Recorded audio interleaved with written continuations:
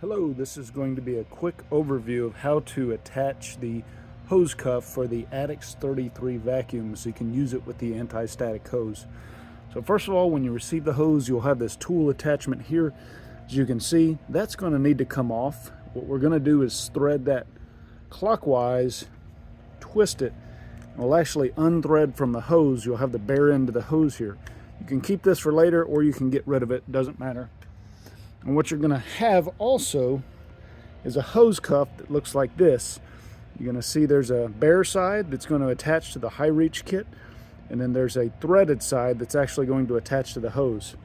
So what we're going to do is thread this in, turning it counterclockwise, and it will actually thread onto the hose like so.